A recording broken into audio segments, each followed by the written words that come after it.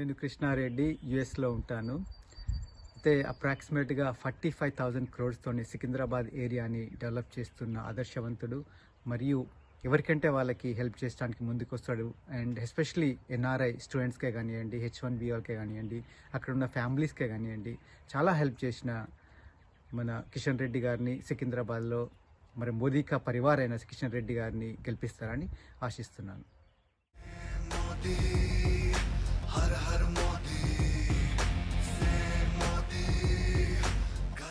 కరీంనగర్ని అత్యంత వేగంగా డెవలప్ చేస్తున్న నాయకుడు మరియు ప్రజా వ్యతిరేకుల గుండెల్లో నిద్రపోయేంటి నాయకుడు బండి సంజయ్ గారిని మళ్ళొకసారి కరీంనగర్ నుంచి గెలిపిస్తారని ఆశిస్తున్నాను. మోదీ కా పరివార్.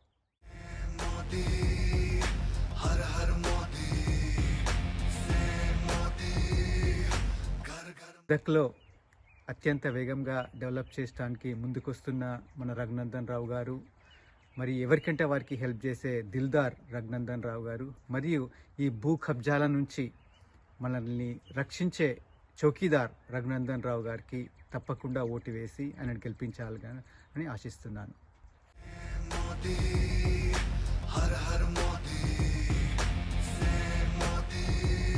నా పేరు విలాస్ జంబ్లా.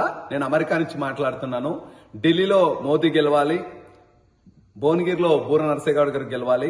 తెలంగాణ ఉద్యమంలో ప్రజాక్షేత్రంలో ప్రజలతోటి కార్యకర్తలతోటి ఎల్లవెల్లలా అందుబాటులో ఉండే బూర నరసింహగౌడ్ గారు గెలవాలి. కమలం పువ్వు గుర్తుకే మీ ఓటు. జై తెలంగాణ, భారత్ మాతాకి జై.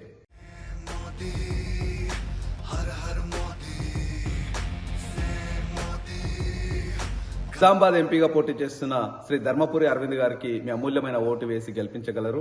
ఢిల్లీలో మోదీ కావాలి, నిజామాబాద్కి ధర్మపురి అరవింద్ గెలవాలి. పసుపోటు కానీ స్పైస్ పోటు కానీ ప్రజలకు ఎల్లవెల్లలా అందుబాటులో ఉండే వ్యక్తి, కార్యకర్తలతో మంచిగా ఉండే వ్యక్తి, ప్రజలకు ఎలాంటి కష్టం వచ్చినా నష్టం వచ్చినా వాళ్ళతోటి అందుబాటులో ఉండే వ్యక్తి ధర్మపురి అరవింద్ గారు. జై తెలంగాణ, భారత్ మాతాకి జై.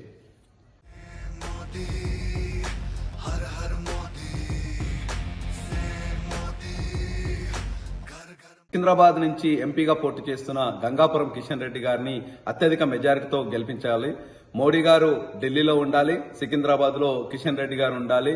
తెలంగాణ ప్రజలకి ఎల్లవెల్లలా అందుబాటులో ఉండే వ్యక్తి కిషన్ రెడ్డి గారు. ప్రజలతోటి కార్యకర్తలతోటి అందుబాటులో ఉండే వ్యక్తి కిషన్ రెడ్డి గారు. కమలం పువ్వు గుర్తుకు ఓటు వేసి గెలిపించగలరు. జై తెలంగాణ, భారత్ మాతాకి జై.